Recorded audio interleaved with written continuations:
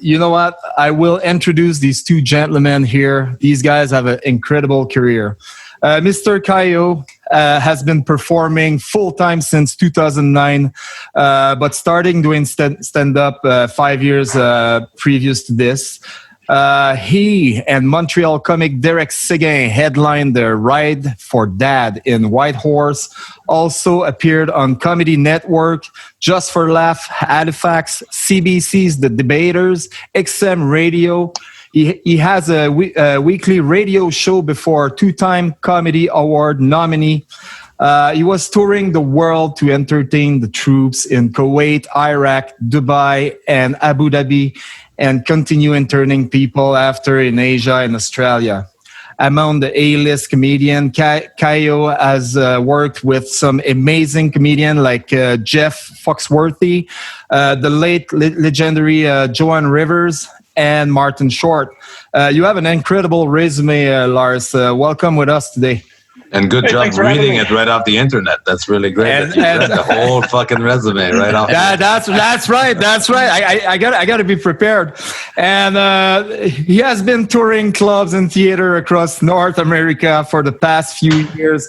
And his debut concert album, Newfie Octopus, is the bestseller on CD Baby and on the iTunes. Whether he's raging on politics of describing life with his children, he brings us into his perspective without preaching any selfish point of view. Montreal-based Derek Seguin has performed at the prestigious invitation-only Just for a Laugh Festival an impressive 6 times. Last year, he filmed a gala from HBO at the festival where he received a stand-up ovation at the city of 3,500 seat Place des Arts, which is a really great venue.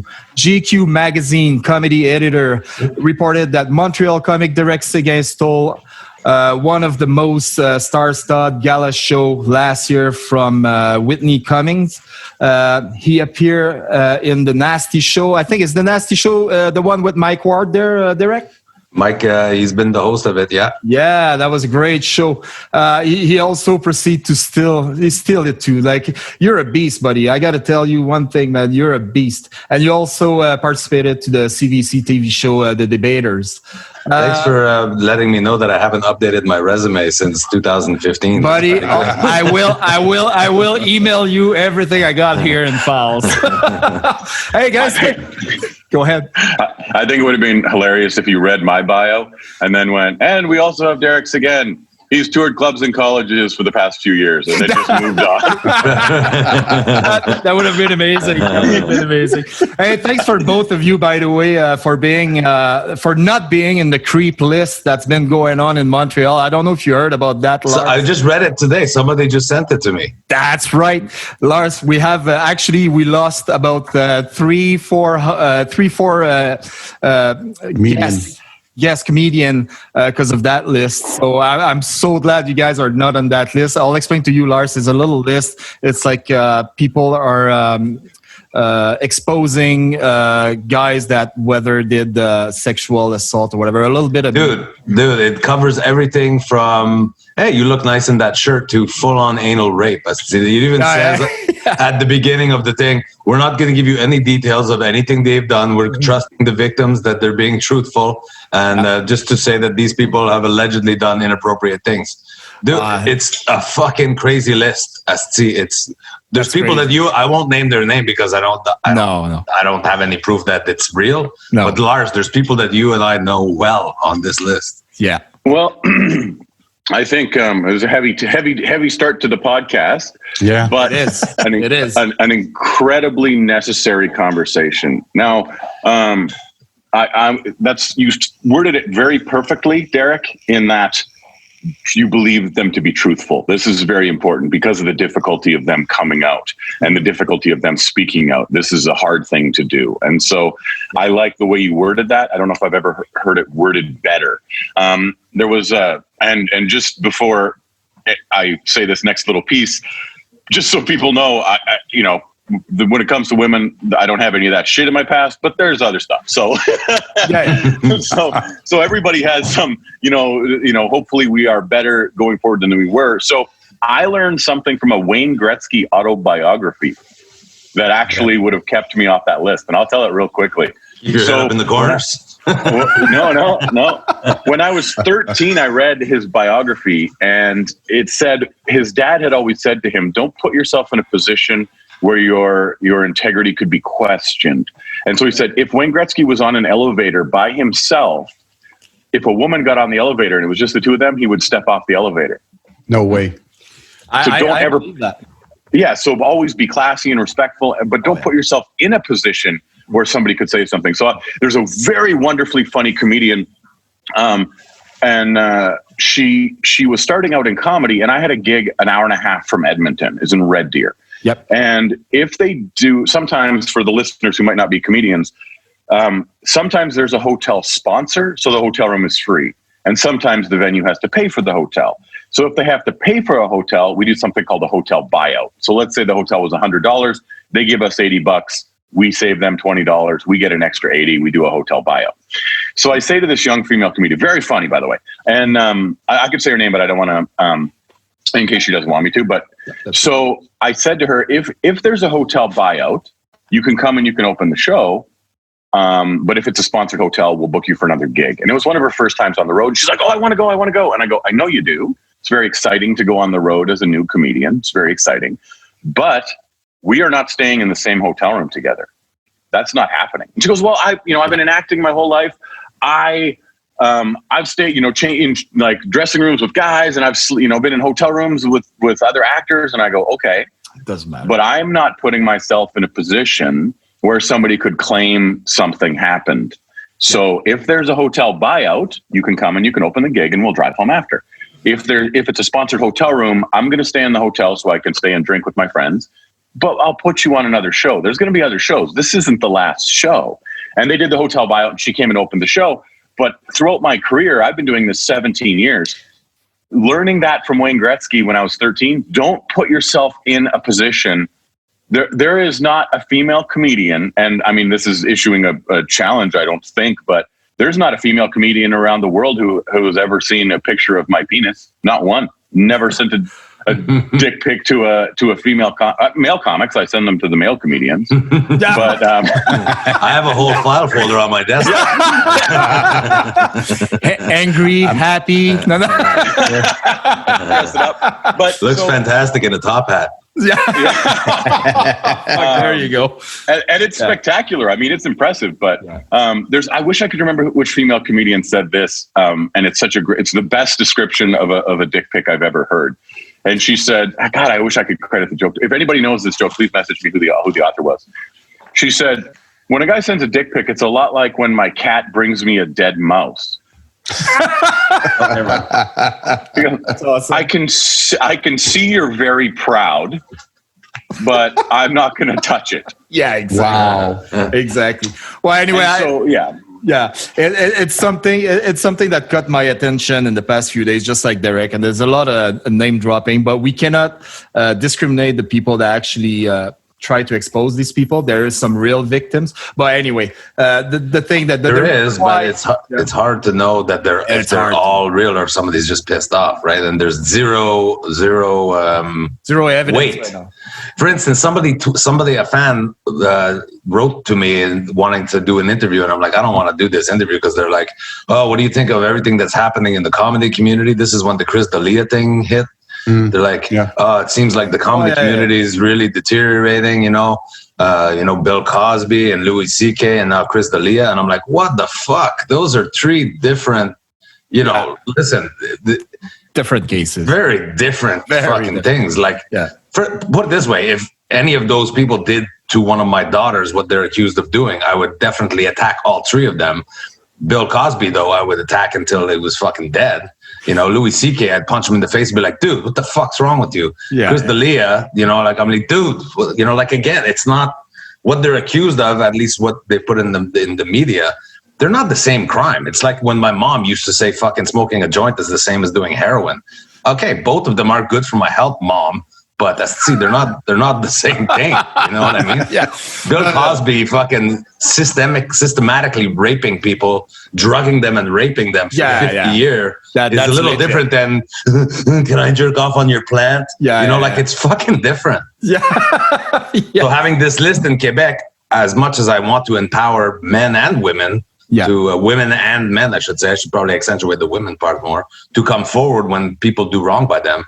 This list, I don't know, is the best way when it's... No, we're going to close that really quick here, but I really think that using the social media to do denunciation the way they do, I don't think is the right thing. I think if something really happened, it's really serious, you call the police and you let the justice do the things. That's what I believe. So anyway, I wanted you guys to thank you about not being on one of those lists. As I said, it's been really the podcast is young. The podcast is young. the shit you will hear the door knocking. Okay. So anyway, I reached to you guys from the beginning because I follow both of you on social media, and I like how both of you have dealt with the COVID lockdown and everything. I did notice Lars doing his things, and Derek also. You guys have two different approach about this. Also, especially when most of the performer has completely shut down, you guys have been really active, which is good. I don't know if you guys follow Derek on Instagram. I feel like we know each other, Derek, in so many ways. From the morning in bed, and with you with the beer and a cigarette, shirtless, standing on your newly built backyard deck. Are you a carpenter or something? I am now, apparently. Until dick jokes become legal again, I'm a carpenter. I was just telling Dan about. I think Derek not only built all his backyard, his deck, and everything, but I'm pretty sure his whole neighborhoods probably have new shit going on, like new stuff. I fixed my neighbor's garage door yesterday. I replaced one of those spring thing and the wire that pulled the thing up. That's fucking incredible. Like, I wish you could see. The camera's not good quality, but I have like mechanic hands because there was all grease on her garage door. The guy never stopped. I mean, as I said, I see all your video and all that, and it's really amazing. It gets to the point that the other day I went on my deck here, and I was shirtless, beer in my hand, a cigarette, and my wife came to me. She's like, "What are you doing there, shirtless?" I said, "Well, Derek does it."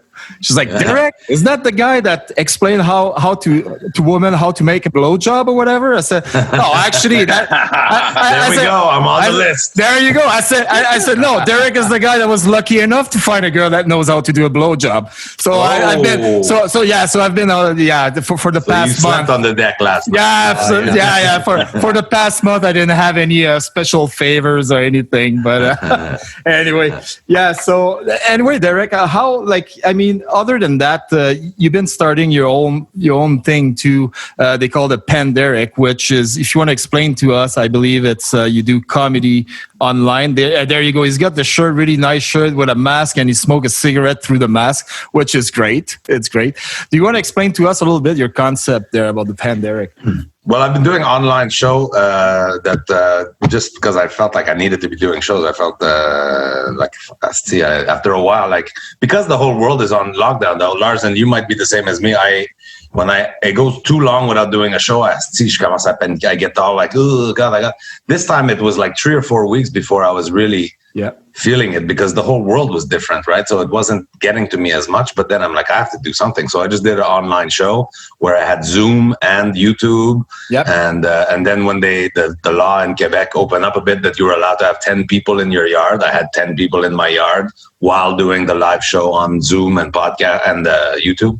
Oh, you got people in your yard too. That's good. Yeah. That's and good. Now I think we can go up to 20 people now. So I just announced that I'm going to do one more at least. To see, because things start open up here in Quebec. Like the Comedy Nest just opened last week.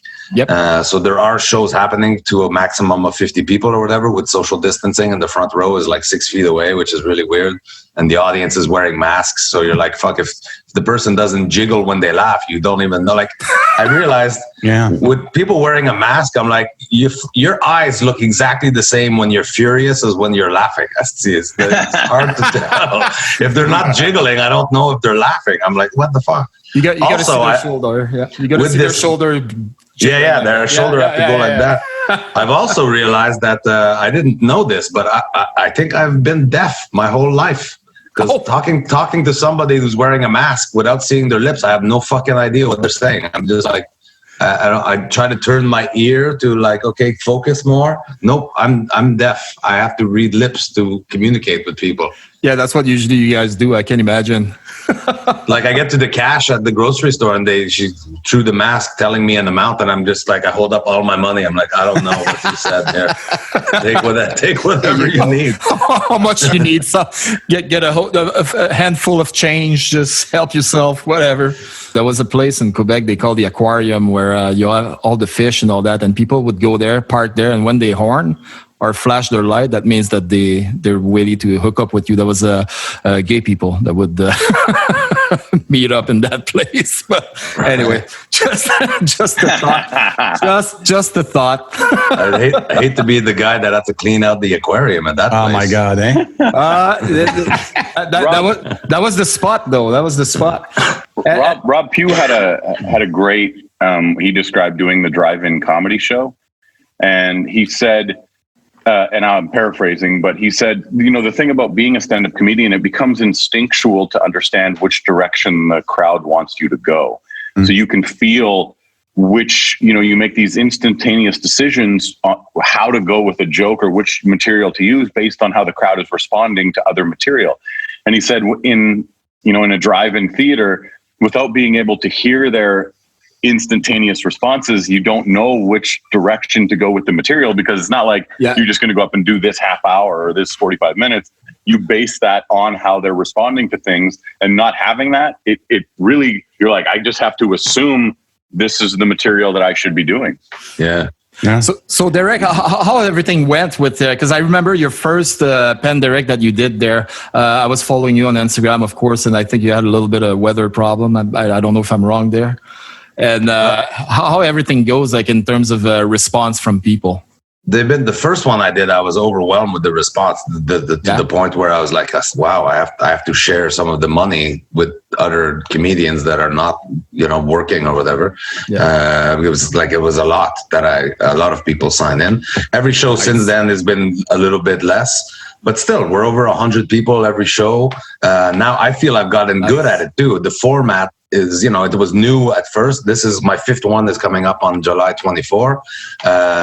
Remain to be seen now that things are opening up. People can go to restaurant and bar and comedy club, even though it's limited or whatever.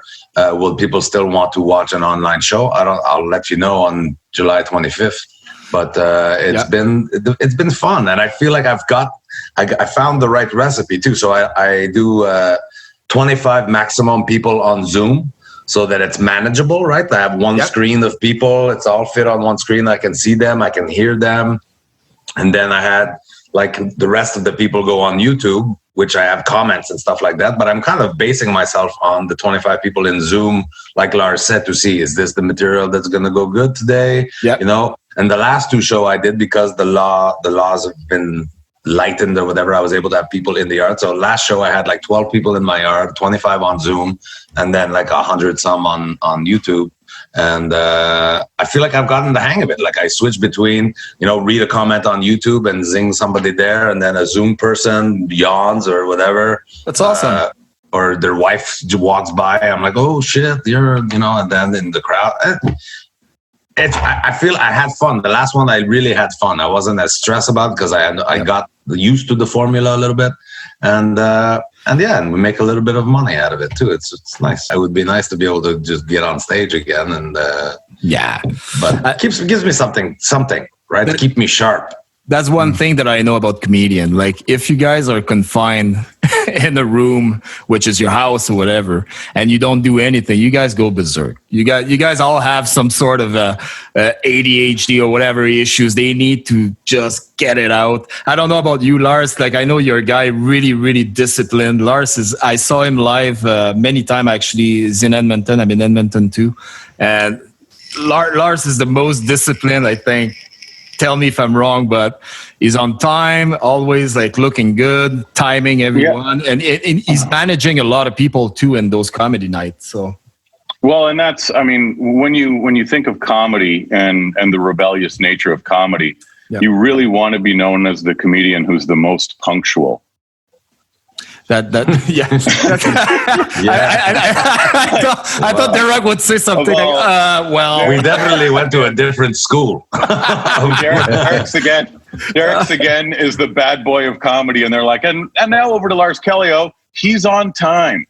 And he irons his ties. Of all of the comedians, he is by far the most organized.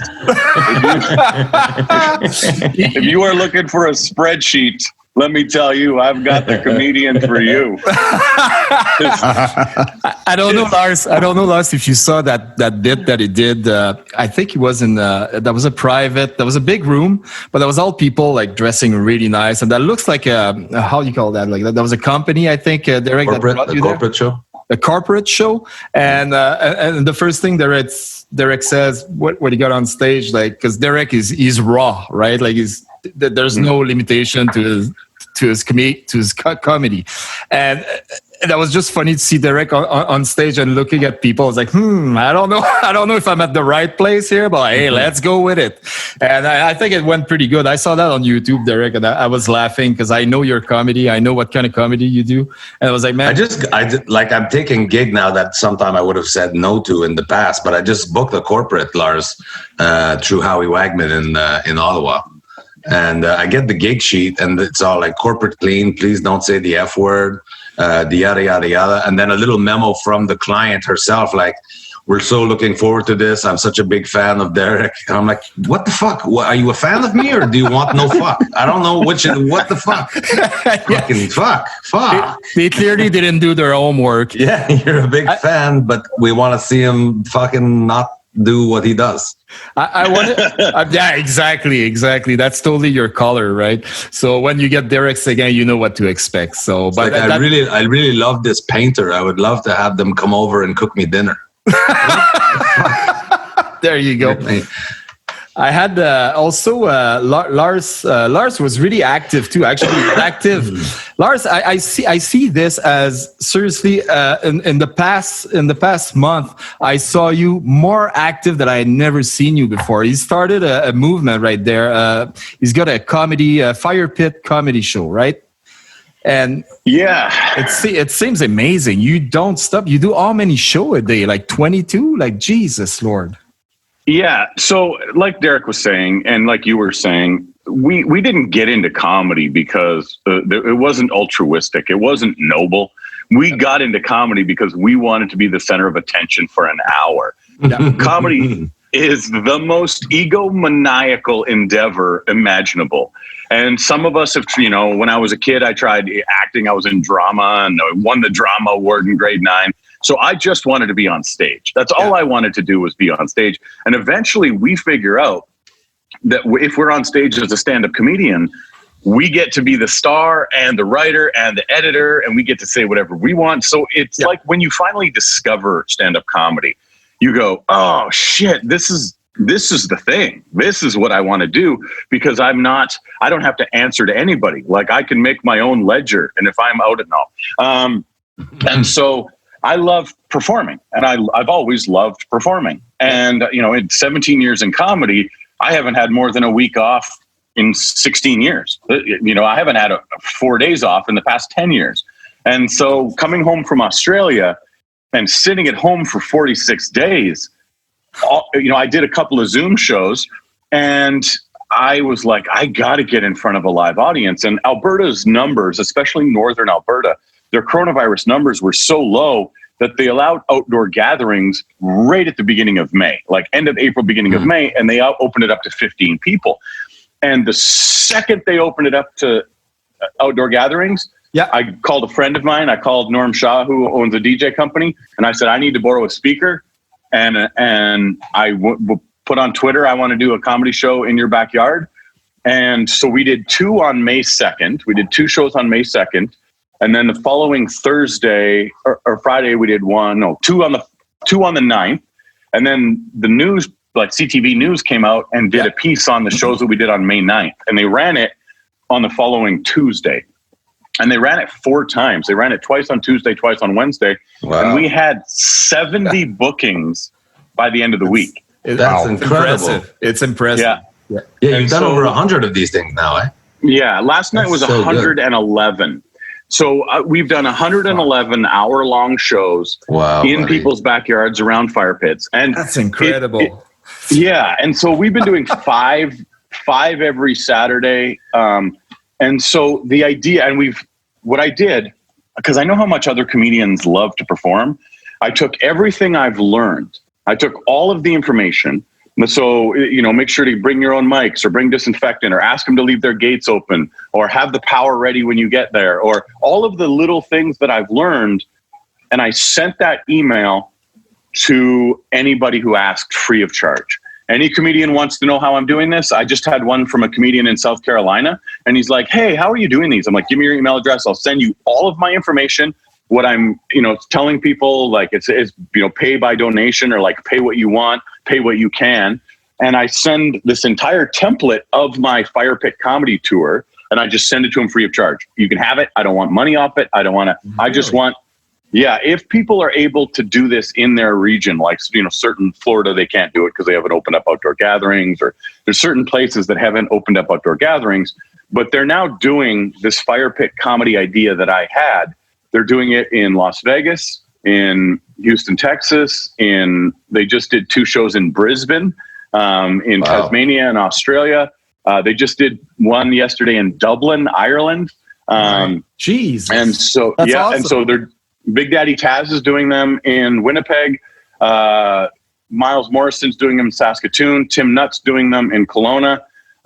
We have people on the East Coast, and I just took my everything I've learned, and you can just have it free of charge. I don't want to, I don't make money off it. I just want to be a comedian. That's all I want to do. People have said, are you going to keep doing this when this is all over? Are you going to keep doing the backyard comedy? Are you going to keep doing the fire pit comedy? Fuck no. Absolutely not. and if you do, it won't be pay what you want. It'll be pay what Lars wants. Yeah. And so awesome. There's so many little things that I've learned in doing this. Like, I never thought this. Fuck me. So, birds chirping nonstop, geese fucking honking. Then the neighbor down the street cutting his grass. We had a guy last Saturday. I would be that. We had a guy last Saturday start his lawnmower 5 minutes into my set. Like the next door neighbor started, and now it's Saturday at 2:00. So that's when you cut your lawn. The guy probably was like, I got to get out and cut my lawn. And we started, I've had fucking weed whacker whippersnippers, and it's funny, so this is fucking unreal. So, the loud mufflers get you, and the sirens get you, and the traffic helicopters have been over top of us like a whole bunch of times. Like the police helicopter came over us in one show. And so it's all of these little distractions. Yesterday, a fucking hot air balloon took off right next to the show. Get the hell out of here. Really? There's a video. Yep. Go to Fire Pit Comedy on Instagram or Twitter. If you go to Fire Pit, there's a fucking balloon. I was yelling. I turned the speaker towards the hot air balloon, and I was yelling at them. And they were taking pictures from the hot air balloon. We're trying to find out if we can find the pictures from the hot air balloon. Because I'm like, get the fuck out of here. I'm fucking sick. So I'm being heckled. Nice. By lawnmowers and mufflers and sirens and geese and dogs next door and fucking hot air balloons. And like, you've never been at a comedy show and had a hot air balloon take off in the club. Like, you're like, there goes the fucking hot air balloon again. I can imagine Derek shirtless with his beer, cigarette, yelling at the fucking guy in his balloon. That would be. Oh, it would have been hilarious. That would be priceless. Just fuck with their head. You pull out your bow and arrow, like heckle this. There you go. You're coming down right now. So, speak of heckler, that's something that I was really wondering. In 100 shows, okay, whatever you did, 100 and something, did you ever have like Uncle Tom in the back of the, just half cut, trying to talk louder than you and heckle you? Like, how you deal with that? Because you're under turf. So I learned Uncle Tom. That's a great choice of words. Uncle Tom. That's good. That's my uncle. He likes to show his. Yeah. Anyway. Okay. Yeah.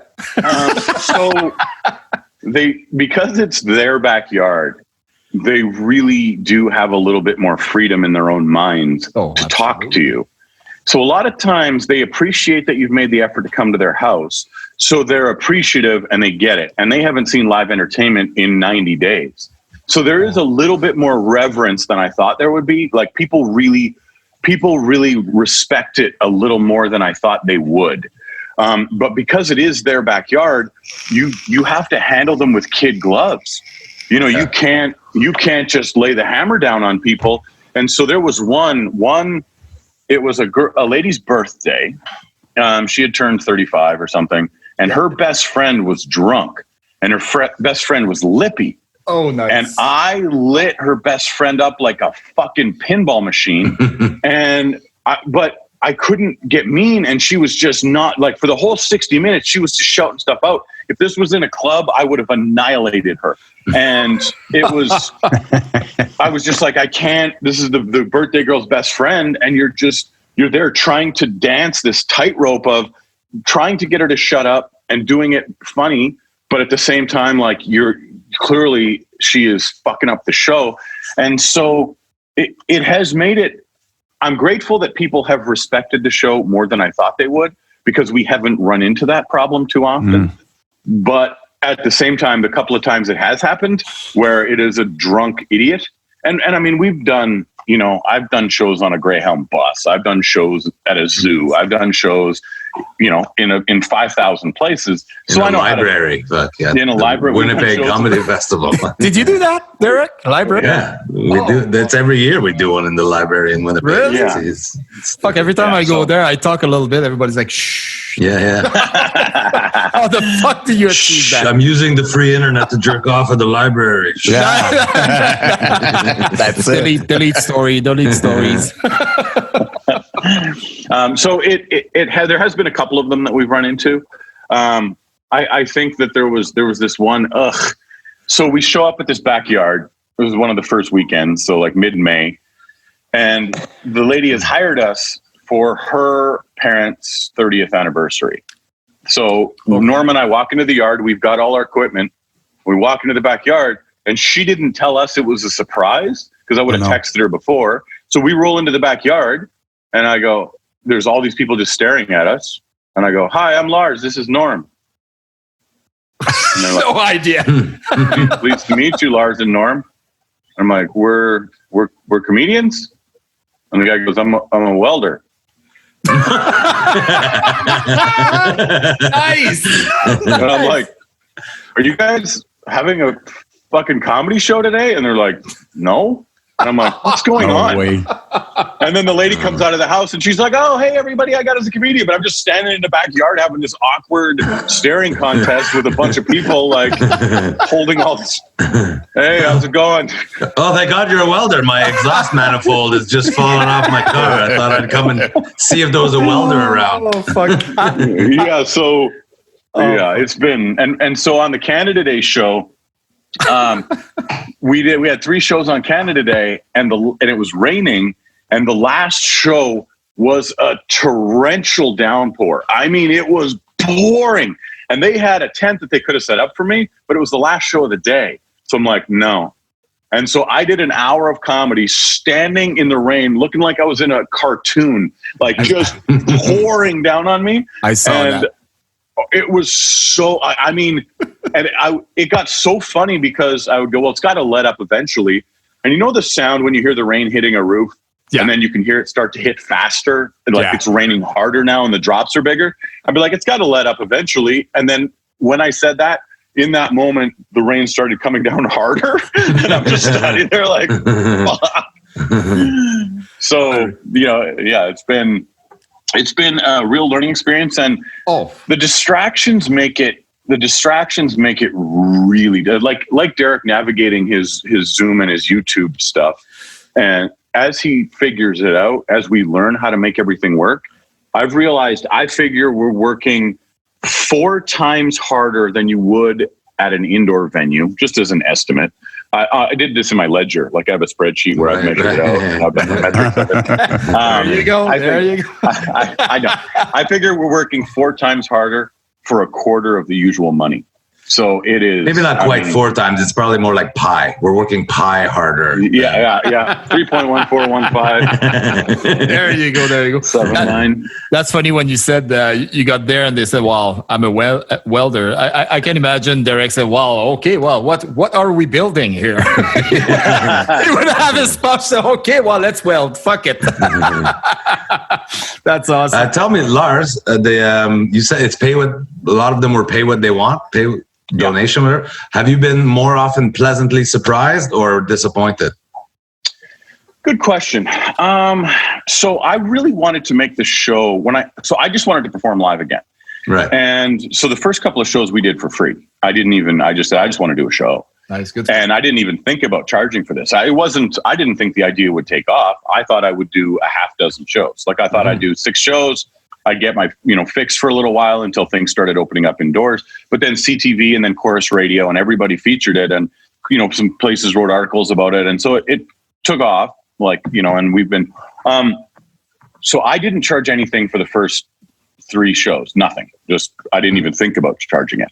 Then when we came up with the pay what you can idea, I really stressed that if you're on assistance, if you're on CERB, if you have kids, a mortgage, don't buy a ticket when you see me in the future. Right. It'll come around. And so I really stressed, just don't give me your money if you don't have any. Yeah. Right. If you need it, keep it. I don't have kids. That's amazing. I said, go watch Derek Seguin's show, donate to him. He has kids. He's got, they have to look at their dad shirtless. My kids are making the exact same salary that I am right now too. But they're all on service, and yet nobody else buys groceries or anything. What the fuck? I was about to say, I hope you charge them a little bit something.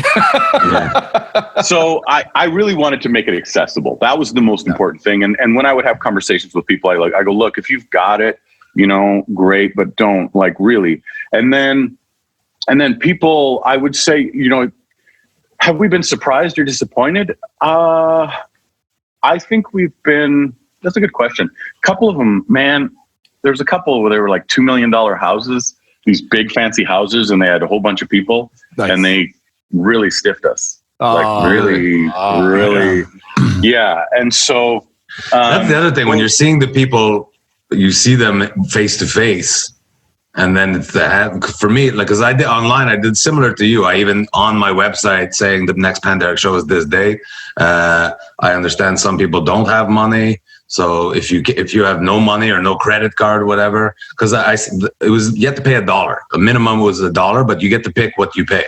And I said, if you don't even have a credit card, you can't, just DM me, send me an email and I'll just give you the link for free. I don't want to exclude anybody. I want this to be fun for everybody. You could pay as low as $1 and you could pay as much as you want.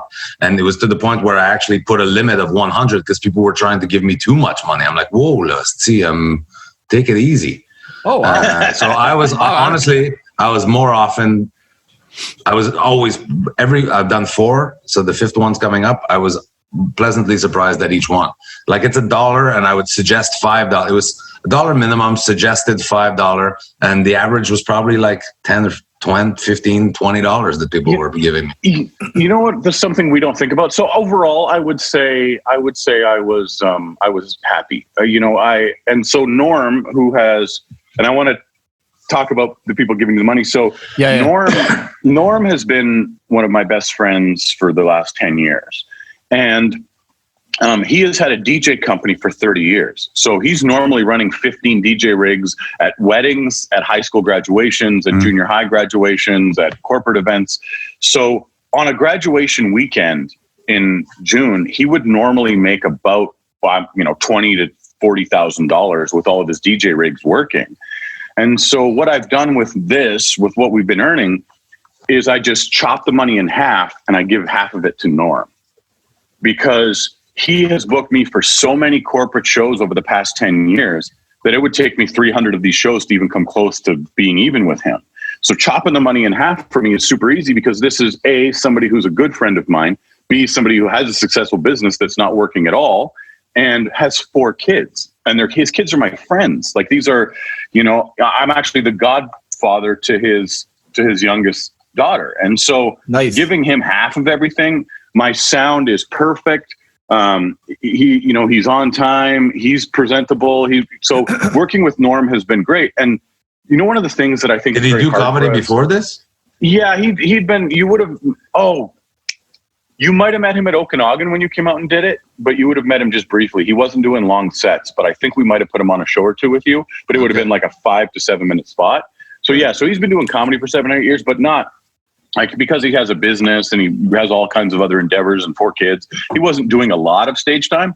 So he's certainly done a lot more stage time. Did you had any guesses, by the way, in your shows? Did you had some special guesses with you? Oh yeah. So we've actually been so busy that we've sent out other comedians on their own shows.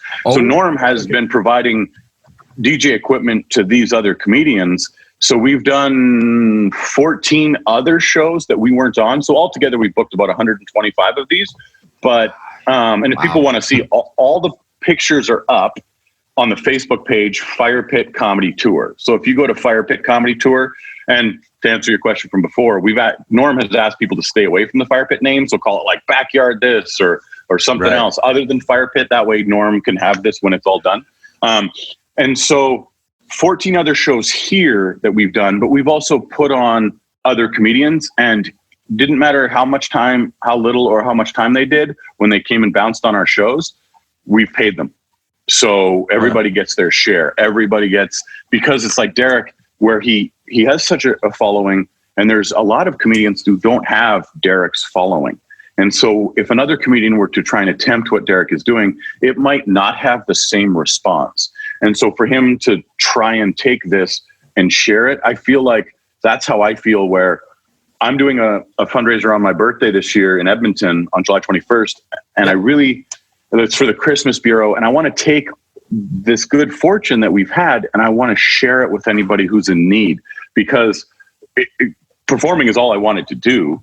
And when Derek says that these people are, giving him money, and you realize the response is more than what you thought it was, giving people, paying for something like this, it's a real service. It's entertainment. They're paying for entertainment. They like you as a person. They want to do this. And somebody just said this to me yesterday when I was like, I was like trying to be dismissive. They go, no, it makes people feel good. It's proven that it releases endorphins when somebody donates to or pays for. So when these people are doing this and paying you for your time, Derek, you're one of the best comedians I've ever seen. And these people want to pay because A, they respect what you're doing, and B, because it makes them feel good to pay and maybe know that they're helping me out. Maybe. It doesn't hurt that I parade my kids before the show. I parade my kids in front of the camera, looking all like I slash up their clothes and look like, don't they look hungry? They look so hungry. Yeah, that's awesome. Just walking by with an empty bowl and a spoon, please, sir, have some more. With some ice cube in the bowl, Yeah. Oh my God, there. Ice cubes? What are we, rich? We can't afford ice cubes. Just water. That's for rich people. Yeah. No, that's amazing. That Derek, I didn't know the full concept, because when I looked at your pen, Derek, first of all, I missed it, and I'm sorry for that, because I would have definitely participated to it. And the next one on the 24th, I'm already I'm waiting for it. I'm excited for it, and I think it's amazing. Like, I didn't know the way how you guys take money, and especially for Lars too. I know Lars been so busy. I've been looking at him as like fucking unreal, and I didn't know that Lars, that you are kind of almost like a free spirit. You know, you pay what you can and all that kind of thing. Like, yeah, I mean, it's easy. We just want to perform, and I think I think it's hilarious. Every time somebody tries to, and I'm glad you guys are here, and I'm glad you guys are comedians and fans of comedy, because too often people want to attribute this to a noble effort. They're like, oh, it's so great, you're bringing laughter to people. And I'm like, I don't give a fuck about the people. I want to be the center of attention for an hour. I want these people to have to sit there and listen to me talk about what I think is funny for an hour. And I go, it's great that they laugh, but this is because I'm an egomaniac. I know, right? And in our old life, before this went sideways, and the finance part was, you finish a show and they're paying you like $5,000, and they're like, oh, thank you so much for coming. And I'm like, it's really my pleasure. I was just say whatever the fuck I want. You paid me money. You actually set me up at a really nice hotel. Thank you. And they're like, no, thank you. And I'm like, all right, but I'm serious. I'm really doing better in this than you are. I just talked about my dick for $5,000. Exactly. Really great. That's awesome. I really like that. That's freaking amazing. And anyway, Lars. We're so lucky to do this, and this has shown me how lucky I was before, and I still consider myself to be very lucky. Good, I'm sitting in my home. My children are fed. I still am able to, survive. I just stopped paying my mortgage, whatever, but I'm still totally fine. And I feel terrible for people who like doing this manual labor. It's like, it's fun for me. But when I finish like a hard working out in the yard when it's super hot or whatever, at the end of the day, I'm like, that was hard work. See, I'm sore. My liver's sore because I was drinking all the way through it. See, and then I start to reflect on it now. I'm like, no, but seriously, so many people do this every single day just to put food on the table. Where before this happened, I just talk about my dick, and I'm driving around in a fucking luxury car. See, it's awesome. Not fair. Yeah, that's awesome. No, that's funny because I don't know. Like, I think Derek's Instagram is priceless. I've been following him for a while, and since the COVID, I mean, as I said, I feel like I live with the guy. I wake up in the morning, I see him, and he's in his bed, and hi guys, it's all like fucking hangover or something. Content. It's Lars, you got to check that out, man. It's fucking priceless. And the guy, he won't follow me back on Instagram, so I unfollowed him. what a ego thing, Speak of ego right now. Jesus Christ. No, it's fucking priceless. And I watch this, and my wife, sometimes she's right above me, and she's looking, she's like, who the fuck are you following? What is that? Well, it's a shirtless man. Like, he's getting drunker and drunker. Shit, I didn't. And we, at the end of the day, that's Derek having a great time. Like, that's freaking amazing. But it's amazing. I mean, I think I just followed you, Lars. I just followed Lars. I thought I blocked you. Wait a second, my fucking Instagram just uninstalled. What did you do? That's fucking funny. There you go. Oh man, you're fucking hilarious. Lars gonna go and follow you. He's gone to check. He's gone to confirm that I'm not lying. It's like,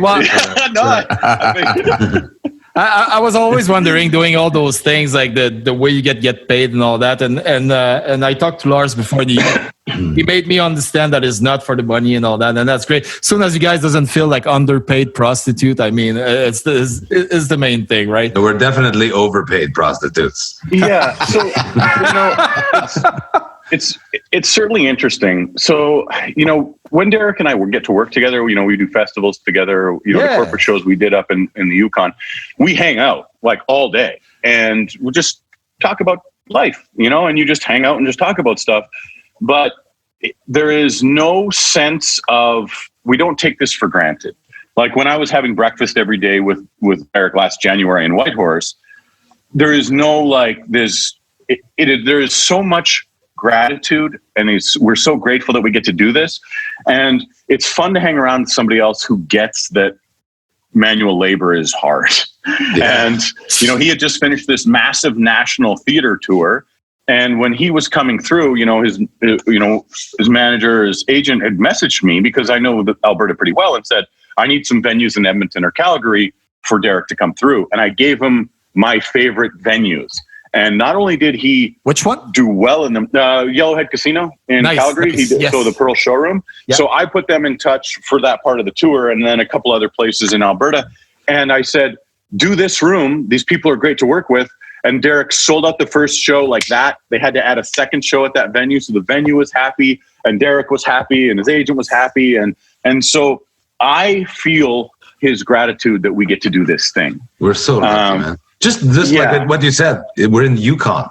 We're in the Yukon, and we're being paid to be there. People paid to go on vacation there. We're getting paid to be there. Beautiful. You know what I mean? Beautiful. Like I have when I'm in Alberta, actually, I have a pilot buddy that flies me around, because he was a fan, and then he was like, hey, I'll take you flying. And I'm like, that sounds awesome. And my kids are like, you're going to go flying with a stranger? What if he smashes into a mountain? I'm like, fuck kids. He owns a plane. He's got a lot to live for, this guy. Like, why would he smash himself into a fucking mountain? That's the last thing he wants to do. I'm like, I get to fly, and now we become friends. And like, so if I'm doing like Edmonton and Calgary back to back, he'll fly up, pick me up in Edmonton, fly me down to Calgary. Like, talk about traveling in style. I tell big jokes and I have a private pilot. We're so lucky. We're so lucky. Like Lars travels the world doing fucking jokes. Unreal. It's so cool. We're so lucky. Yeah. So if you have comedians who listen to this, one of the things that I think I've been really, really, really lucky is that. So in 2015, so 6 years ago, I messaged a very funny comedian named Marcus Ryan. Oh, we should say Sean Secord, by the way. Sean Secord from Whitehorse, who's one of the organizers of the Ride for Dad. Sean Secord is one of the best human beings, and so he's the one who so, I mean, our green room is the nicest green room you've ever seen at any show ever. And the hotel's great. And really, the Ride for Dad in Whitehorse, Yukon, if you're a stand-up comedian, put that on your bucket list. Oh, man, so good.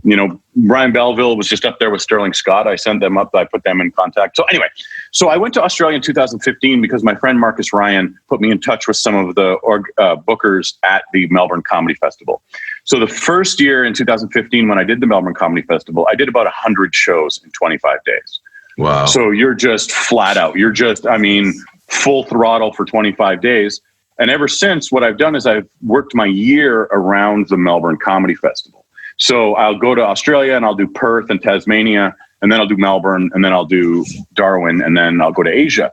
And so I work all the comedy clubs in Asia, which really, Tom Rhodes has been doing this for 20 years, is playing all these English-speaking comedy clubs all over Asia. So you do Thailand and Vietnam and Kuala Lumpur and Singapore and Hong Kong and the Philippines. And so you do all of these English-speaking comedy clubs.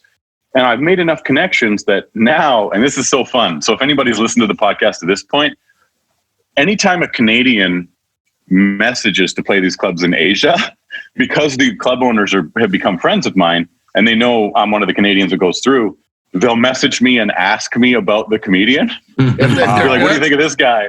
And so I just had a comedian from Calgary, a wonderfully funny kid, and he had messaged them. Oh, actually, he's from Toronto. His name's Kyle. And so Kyle's very funny.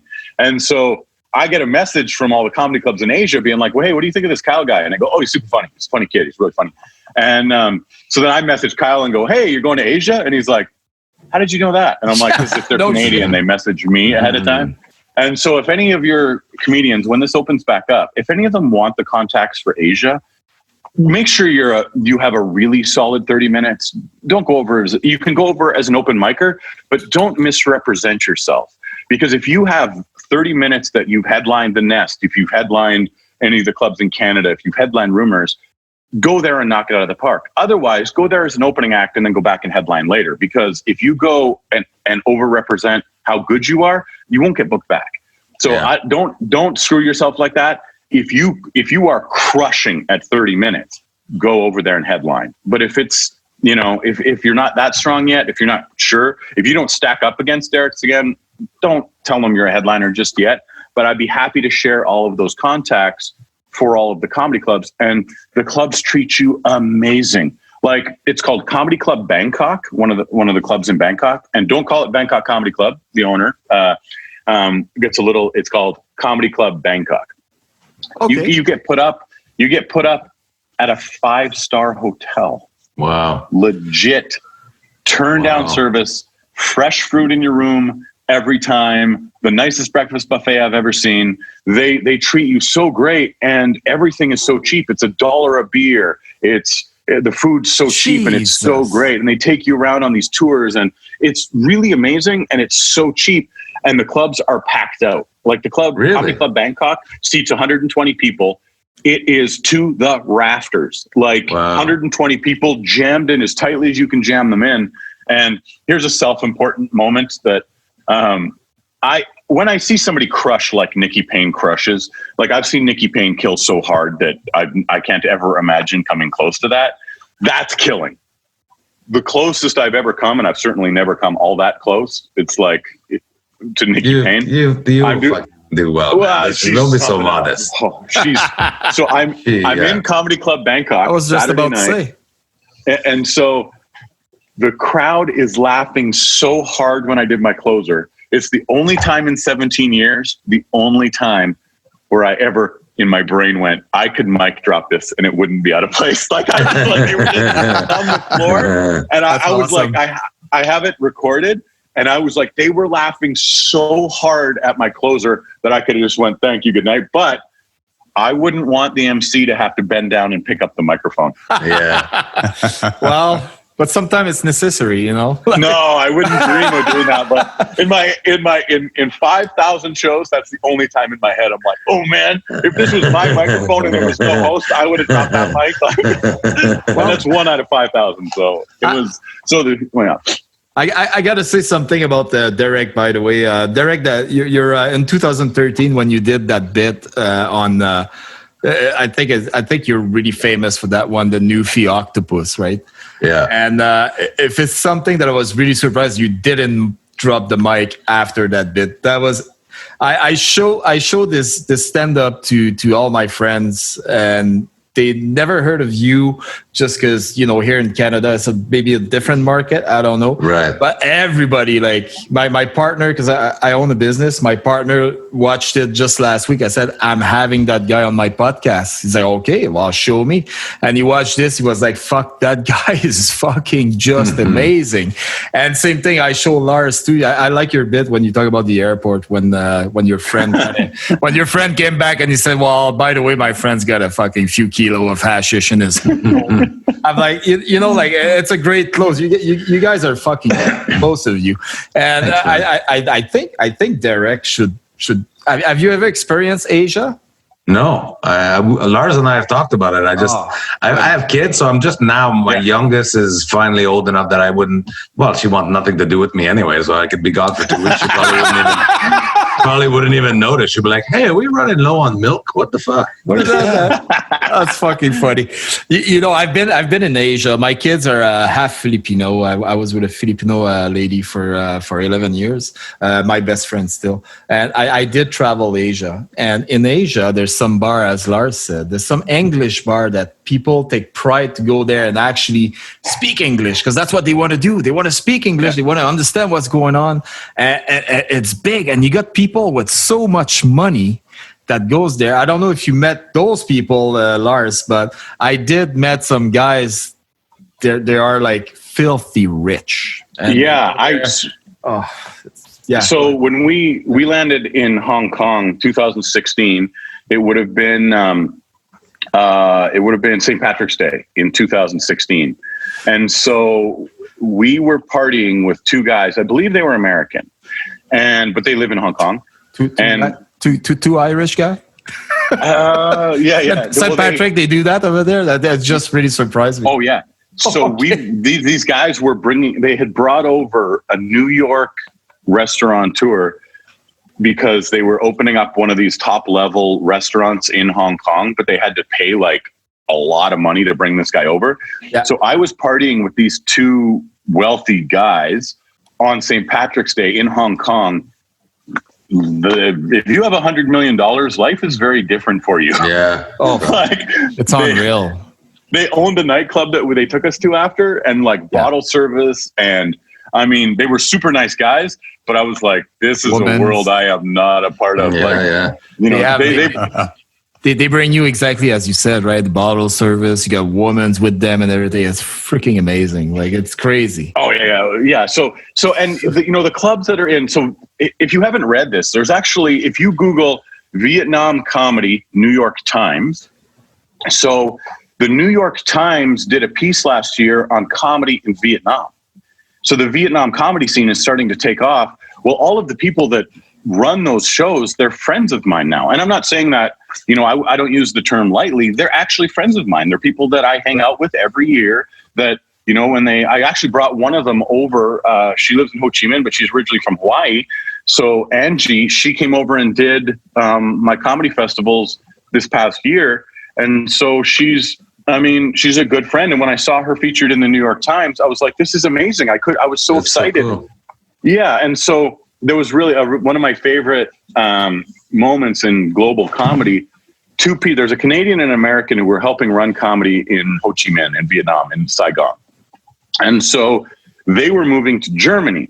So I put them in touch with my friend in Germany who organizes comedy in Cologne. And within like a month, they were working together on comedy shows. Oh, and wow. So my Canadian American friends who live in Vietnam are now working with my friends in Germany. And there's a comedy club in Cologne, Germany, or Köln, if you're German, in Cologne, and it's called Boing.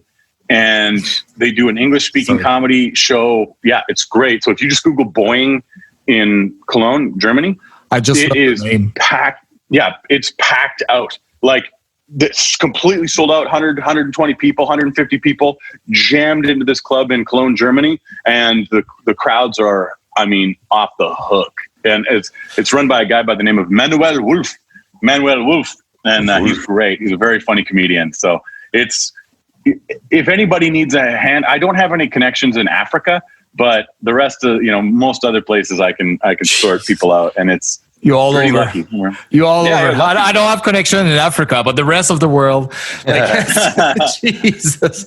I'm stoked now. It's time for Derek to go international. Well, I was about to say, Derek, you guys should fucking connect, and you need to expand. Like, Derek is a fucking beast on the stage. Stage. Man. No, seriously. Like, even Lars. As I said, I saw Lars live. And I saw Lars like managing so many comedians and giving his intake. He helped a lot of people here he helps a lot of comedians. He's quite thoughtful that way. He's he's my hero. Here is my. Well, do you have a tattoo with his name on? Now I follow him. I follow him on Instagram too. So you see, Derek, you just enter a new world. But I think for Lars to see you Instagram, I think that's going to be even more entertaining because you're the fucking man on Instagram. I gotta say that, man. You make me laugh every day because you're just content. I still don't even understand how it works either. I'm always talking. It's only 1 minute. I'm still talking, and it's like the fucking thing's not recording anymore. I'm like, I guess those last 20 seconds weren't that important. I'm not going to start over. I've got life to live. That was an Instagram particularly that really made me laugh. I watch my 14-year-old will fucking take a crack at the same TikTok like 700 times over a week period, and I'm like, just talking content. Hey, I built the bar, and then I run out of time as I'm trying to promote my merch. And also, if you go to my website, I'm selling, and then the video just ends. I'm like, no wonder I'm not moving any T-shirts. I've got fucking 300 T-shirts in my bedroom. I never get to it. Never get to promoting. First of all, I'm gonna need the exact T-shirt you got. I think it's fucking genius. I love it. Thanks. With the mask and all that, it's fucking amazing. And that's totally Derek Seguin. Lars, being in Edmonton I've been in Alberta for 20 years, and the main comedian that everybody talk about when he does an event and all that, it's Lars Callieou. is the guy. Like you go to a urban tavern. I was there like religiously, and I talked to him a few times. But Lars is so busy; he doesn't even know who the fuck I am. Which Sure, is fine.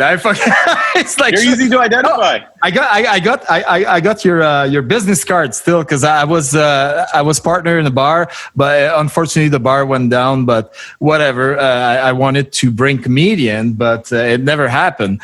But you would be the person I would call for to get a good show. When we met, sorry to interrupt, when we met at all those times at Urban Tavern, so I absolutely knew who you were because it's very identifiable. I thought every time I met you, you were doing a Derek Seguin impression. I didn't know that accent was real. What? Like a guy stealing my act on this podcast. Derek Seguin, okay, I'll tell a funny story about Derek that he doesn't know about. No, it doesn't matter. You know what? Like I'm a big fan of comedy, first of all. And somebody sent me a link that one day that was Derek Seguin, the bit that he did about the Newfie octopus, right? And I couldn't believe that guy was from Quebec. And I know all the Quebec comedian, like even the new one, the old one. And I'm like, why in 20 years I never heard of that guy before? And I'm talking about like few years back. And that guy was the funniest fucking guy. I'm like, man, like, and I heard after that Derek chose to do a lot of his career in English and in the States, which is you're really doing good there. But I don't work in the States. Did you work in the States a little bit? I did America's Got Talent.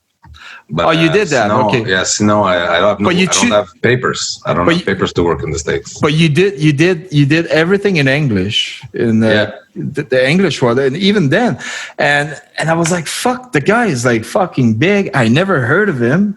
That is not cool because he's from Quebec. He's from Montreal. He's well known in Montreal in the English part of it, but there's a lot of French people there that unfortunately don't know who I am. That don't know who you are, and you're the fucking funniest motherfucker I ever fucking seen. Like what? Thanks, man. Like seriously. So after that, I like to go to the IGA without people harassing me. So I like to stay unknown where I live. Oh, please! you like when people harass you? Come on, no. But seriously, like I was shocked. I was like, fuck. That's amazing. Like we have those people and we don't, so I think it's really important. Like, and Derek came in Alberta, as Lars said, and I missed that.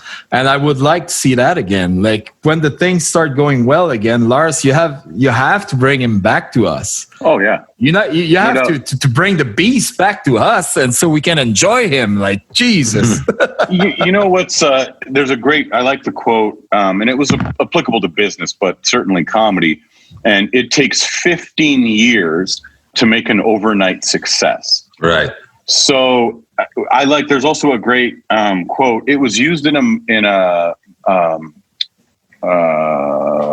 Martin Luther King speech, but it's actually not a Martin Luther King quote. And the quote is, "The arc of time is long, but it bends towards justice." Mm-hmm. So when we see somebody of Derek's caliber, when we see somebody of his talent, when we see somebody and go, how is this guy not the most famous person? The arc of time is long, but it bends towards justice. Now, as Derek tours the country, his venues are getting bigger and bigger, and now he's in theaters. So when you saw him 2 years ago, as he was in that 14, 15 year just about to break. And I mean, that's when Russell Peters broke. That's when Kevin Hart broke. That's when like all of the big names did comedy for 15 years. And then they became the name that was, that they earned it over time. And so I love you seeing somebody and you go, how? And so for Derek to make a deliberate choice to do comedy in English and saying like, I'm going to do this because I see a niche here where I can get to these places that nobody else has thought of. And so, or very few people have thought of. So I like it when somebody sees a comedian go, how's this guy? It's like when we all discovered Mitch Hedberg. Definitely. Mitch Hedberg in the beginning, we're like, how's this guy not? And Mitch Hedberg has a line where he goes, people ask me why I'm not a household name. And he said, It's because all of my fans live in apartments. That's a great answer. That's amazing. Yes. Just to show my luck too, I hit my 15-year anniversary on April 18th. What? In the middle of the pandemic.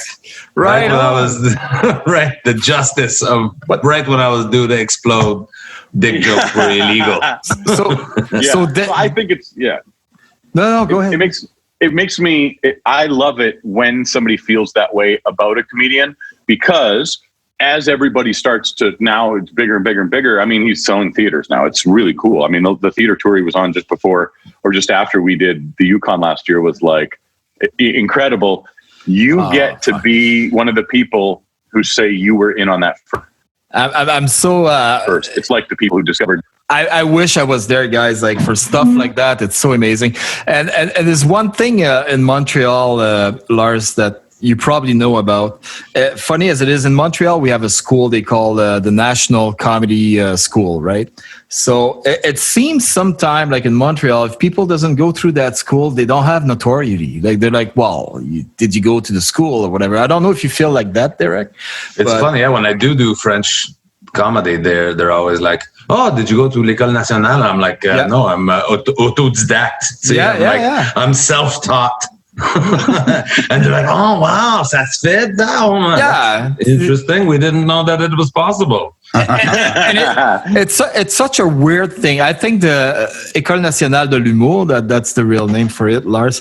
It's a great place to learn stuff, but I think being a comedian, I think it's something that you're born with. I think because comedian will notice everything that's going on around them and they will make a story with it. And I don't think it's something you can teach someone. If I go there myself, I'm not a comedian. And even if I want to become a comedian and they teach me those things, I don't think I can achieve that. I think it's something natural that you got inside you. Because you, Lars, per example, you never went to a school for this. The beauty of l'École Nationale de l'Humour is if you have $20,000, you at the end of it, they send you on tour to do theaters. But you pay $20,000 to get on a theater tour.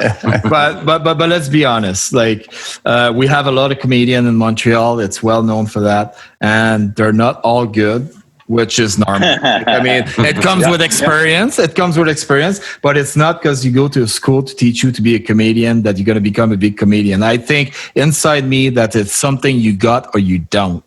Mm-hmm. It's not something you can teach someone. And that's my own perspective. I don't know about you guys, but I know Lars, and I'm pretty sure Lars never went to school to become a comedian because his parents will say, hey, no, go get a real job, because Lars worked in the oil field like I do.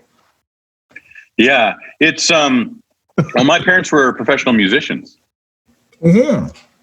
Yeah, so that's where you got all your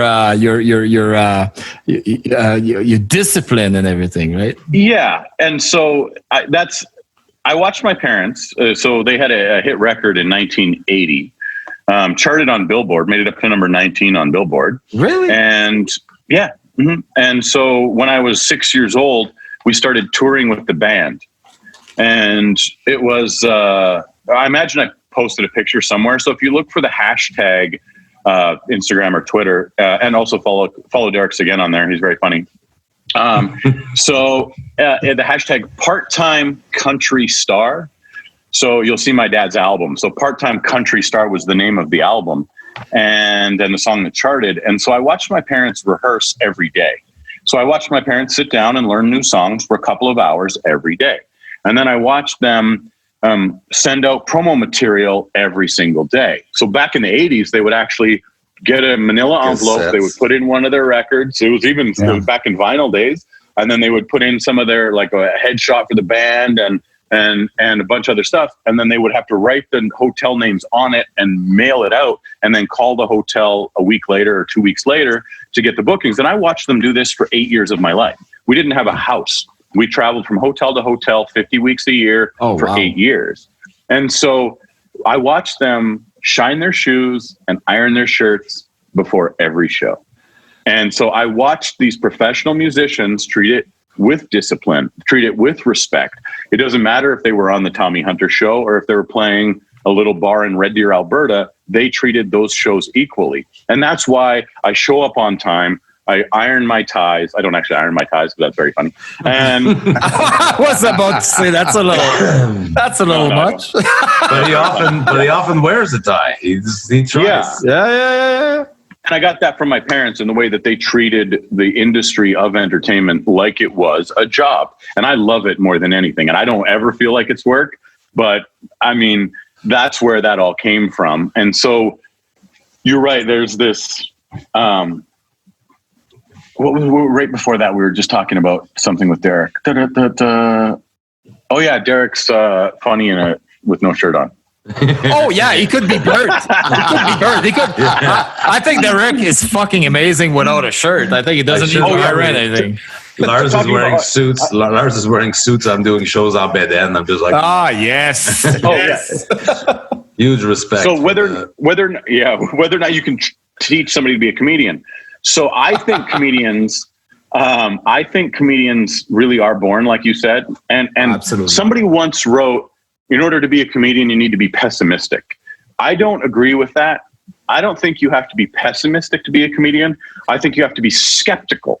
Mm-hmm. So when you see a comedian do a really great bit, what happens is they go, wait a minute, why is that the way it is? And you're skeptical of what you see around you. And so you question things and you want to point out to other people, hey, I noticed this thing, and talking about like airline food, like, an old Seinfeld bit where like, there's grill marks on the airline food. What if they got a barbecue in the back or whatever the joke is? You're like, why is there grill marks on Good old airplane joke from the American. Yeah. Yeah. And actually Tim Minchin, who do the musical comedian, you guys probably know Tim Minchin. He's look up Tim Minchin if he's like, yeah, it's great. But he did a stand-up set at Just for Laughs in 2010. And he got on stage and he goes, what's the deal with airline food that perplexes bad comedians? Awesome. I have a funny Tim Minchin story. I went to Tim Minchin, Danny Boy, and let's see. He's a British comedian, friends with Tim, wears a lot of makeup. Noel Fielding? Noel Fielding, yeah. I went with those three guys. Louis C.K. was there too, and that guy's Nick DiPaolo, whatever. But Bruce Hills bought us a chunk of ticket, a box. We had a box at the Toronto Blue Jays game. So I was there with Tim Minchin, Danny Boy from Ireland. Yeah, Danny was amazing. And Noel Fielding from Britain as well. Watching their first ever baseball game, and somebody hit a home run, and I remember Tim going, who's gonna go get the ball? No, I think it was Danny Boy that said that. Anyway, it was very funny to watch these guys watching baseball. I was like, nothing like, how come they can't, like they hit a foul ball and they're like, yay! Because in cricket, you can hit it behind you. And they're like, yeah, that was great, good shot. I'm like, no, that's nothing. Nothing happened there. That was the nothing. That means nothing happened. And they're like, but it was so good. They made it go all the way behind the fucking thing.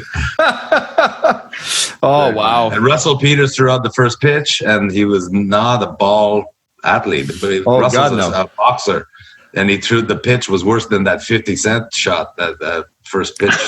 He didn't even make it halfway the home plate.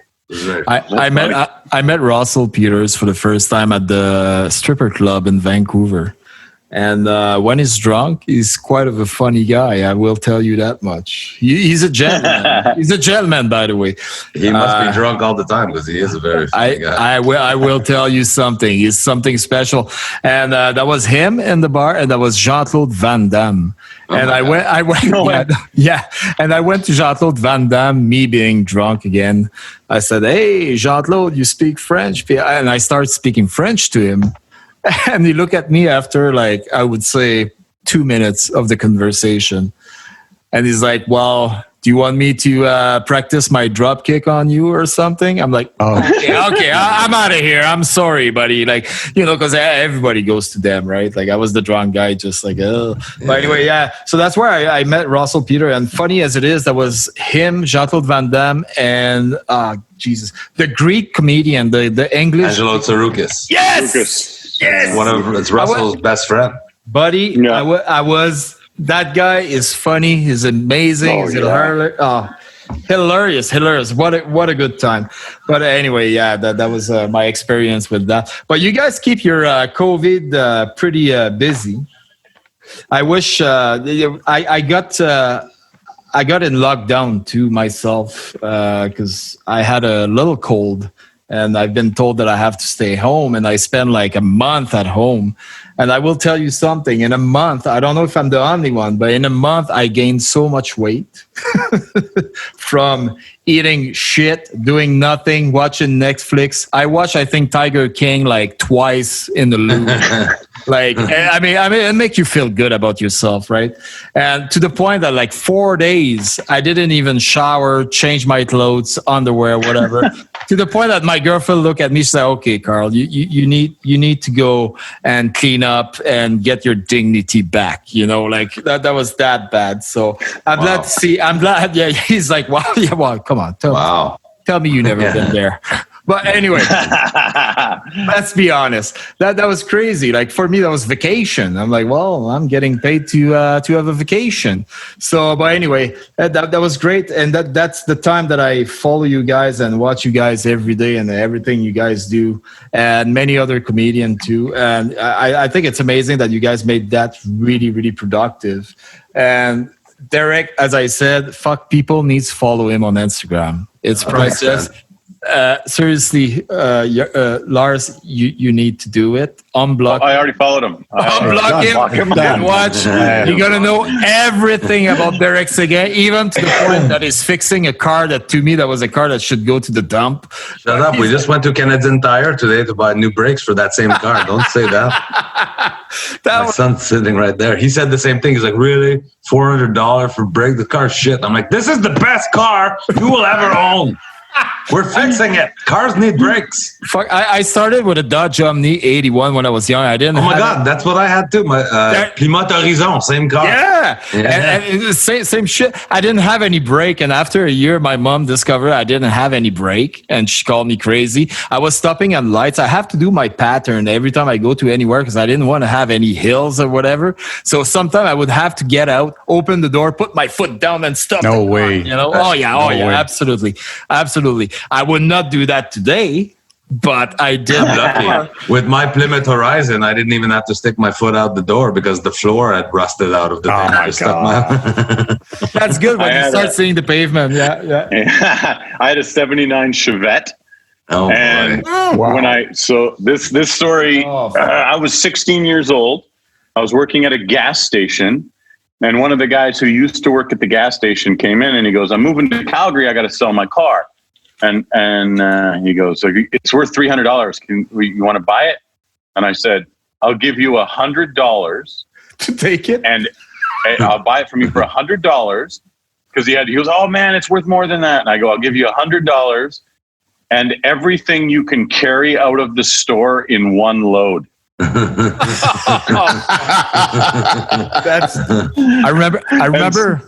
I remember those Chevette, Lars. That was funny because back in the day, we're about the same age. I'm 43 years old. Back in the day, the fun for people that was to take a Chevette and put a big engine in it. They would put like a 8-cylinder in a little fucking Chevette, and they were so proud to just like fucking beat like the Mustang or whatever. Like yeah. 8-cylinder in a Chevette. 2 of the cylinders are in the trunk, apparently. My car didn't have the ignition wouldn't work. So what I had 2 wires that were wrapped around the steering wheel. So when you got in the car, you just had to touch the 2 wires together and it would start the car. And then you just had to make sure they were not together. MacGyver style. Yeah. That's what do you say that? 1979 Chevette. Looks like a MacGyver style, you know. He's like, yeah. Yeah, that's what we call it here in Quebec, Lars. It's Mike Guyver. Yeah. Mike Guyver. That's right. Yeah, it's good old Mike. Yeah, Mike Guyver. Good old Mike. He's really good at the patentage. Yeah. Like tape and MacGyver. Fuck. Speak of car, I know it's out of subject and whatever. I had a Capri. I don't know if you remember that. The police car. The Capri? No. Is it Capri? Yeah, no, it is. That was an imitation of Mustang back in the day. Do you remember that? Oh, okay. It's Plymouth Capri. And you had the Ford Mustang. The But a Capris. Capri, The Capri. And these freaking cars, they were just like Mustang. And I wanted to be really cool. And I put some lights in front. There was a bar light that do like, you remember the TV show with the Knight car? Rider? Knight Rider, yeah. So I had that, and I was not successful. That never really worked well. Didn't get one blowjob out of the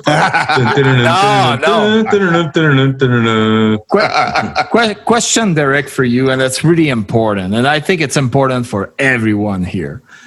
The Newfie octopus. Yeah, Angela is her name. Angela. Are you met her, Lars? Are you still with Angela? Yeah, I'm still with her. Okay, cool. Because my next question was, what's her phone number? That's good. That's good. So that was a real story, kind of, sort of. Yeah, not if you ask her, but yeah, I think it's real. No, that's amazing. That was the funniest thing. And another thing that's funny because I put your video when you were doing your bit on the kids, the peanut butter and all that. Right. And I will tell you something. I had like a bunch of women's here, all my girlfriend's friends, and we put that on TV. And I never had so many fucking high five. Like, yeah, that is so real. Fuck, that guy's amazing. Like, fuck you, Tyler. Yeah, fuck you, Tyler. That's really awesome. Hey, guys, seriously, you guys are fucking amazing. Thank you for being there. But there's one thing that I want to know, okay? We have the COVID time and all that where everything is restricted. But I would like to know if you guys have any project or something you guys writing. I'm sure you guys did something for the post-COVID time. And if you guys want to talk about it, I think it's the right time right now. Like, Derek, do you have anything coming for you? Like post-COVID, it's all up in the air right now. I have things in my agenda, whatever, but will they happen? We don't know. I'm having things still being canceled for October and November because people are not certain, whatever. But I do have the Pan Derek Volume 5 show happening on July 24th. Yes. Wow, we need DerekSeguin.com. Fuck, yeah, exactly. Seriously, so what is it, Derek? It's DerekSeguin.com? DerekSeguin.com, yeah. Pan Derek. The Pan Derek. I will promise T-shirts available and 3 different albums. There's my latest album called Pan Derek First Wave. Perfect. I think this, Lars, you'll appreciate this. I taped my new album on March 14th. Oh my God. The last night of shows, I taped it. And I was going to try to put out one long one, but I'm like, fuck it. This might be the last shows I ever do. I'm going to release 2. This is the first wave. And the second one's going to be called like End of Times or fucking The End is Near or something. I don't know. Derek, I will commit myself to buy one of your t-shirts for me and my girlfriend for sure. You're fucking amazing. I will buy your album. I fucking love you. You're amazing. You're a beast. Mr. Lars, seriously, I will do something with you, and it's really important. I got a company, and we got employees, and I want to book you, and we'll do that later, but I really want to book you because I need you to come and put a smile in my people's fucking face. They need it. And I think that's going to be amazing. We'll fix something, me and you. Is there anything you want to promote right now, Lars? Is the time for? Yeah, perfect. So I'm working on a new project called Pan Lars. I got my new album here, so everything online. Go. I also sell fire pits. Fire pits. I sell wood. I cut wood. I've actually been selling brakes at Canadian Tire. Wow, that's great. That's great. What I've done, I'm just in the parking lot. So what I do is I buy them for $250, and then I get some young kid to come in and I tell them they're $400. And their dad just buys them out of the back of my car in the parking lot. Take advantage of young kids. Okay. No, I'm just kidding. I'm just kidding. And so, you can, all my dates are actually up at DerekSeguin.com.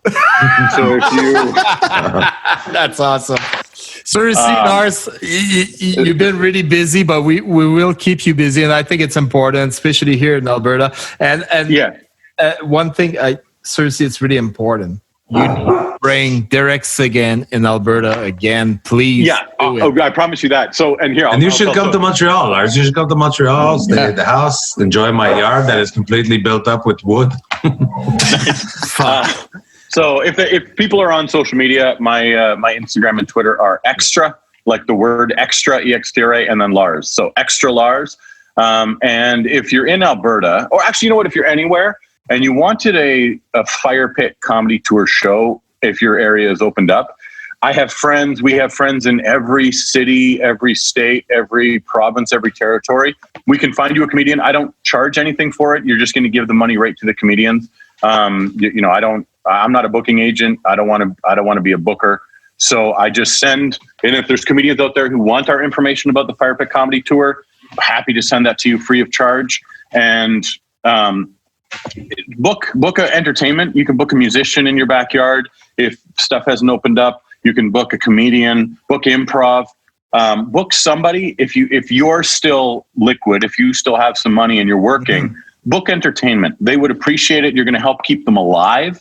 And watch Derek's stuff on Instagram. I've been following him for like 20, 30 minutes. That's awesome. And so I'm such a fan of what he does. And every time we get to do a festival together, we get to do shows, he's somebody that I really enjoy hanging around with. He's a friend of mine and somebody who's wonderfully funny. So it's mutual, buddy. I love you. I love you back. Yeah, I love you too. And so thanks for having us. You know what? A dream for me that would be to go to one of your comedy together and have a beer with you guys together, because I know you guys are fun. You're fucking amazing. I seriously, like, I cannot thank you enough to just show up, not being on that fucking creepy list. Thank you for that. And, we talk about it, but you know, it's just what's going on right now. But seriously, guys, thank you very much. And you know what? Thank you very much. Thank you, guys. Thank you for having us.